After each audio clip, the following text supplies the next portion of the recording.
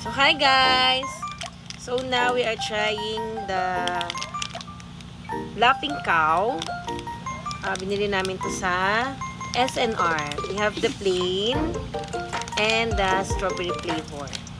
And then, the Arla Kids Sticks na binawasan na ni Gab. So, I'm with my husband. So, let's try the plain one first.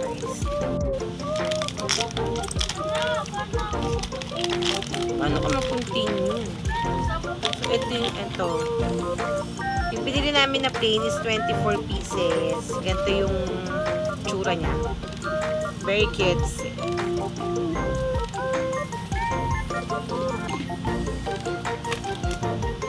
So, as a cheese lover, talagang tiniray namin. Cheese lover ka ba, Dad? Tapos, magta-try ka?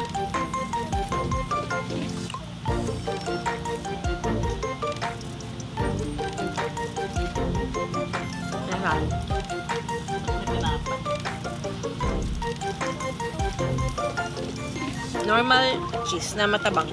Diba? Matabang siya, pero masarap. Ako mo. Hindi lalag ko. Babalik ko eh.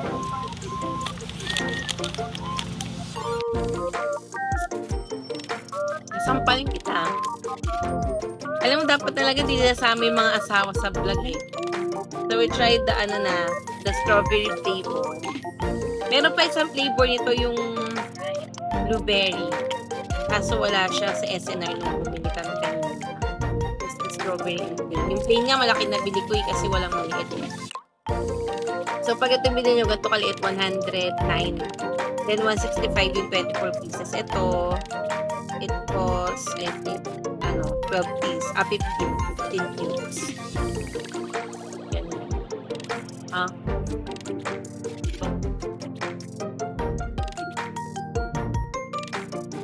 Let's try the strawberry.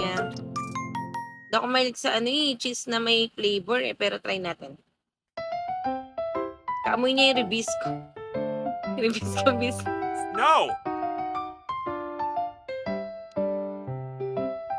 Parang yogurt. Since hindi nga ako mahilig sa ganitong cheese ngayon. Doon lang ako sa plain. Ila lang ni Gabi mahilig sa mga may flavor na cheese.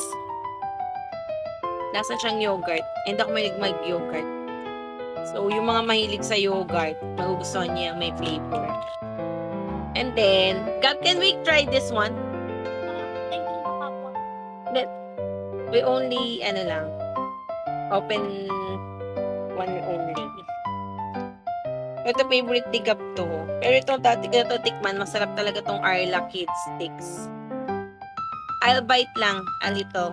Then, sa'yo na.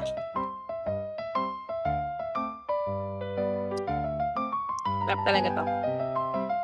Siya masyadong maalat. Actually, wala siyang alat. So, yun lang. The Laughing Cow. What do you want? This one? This one? Kids stick? Party mo, ayaw mo na ibawas ah. Ibawas. So, ano nagustuhan mo, Dad?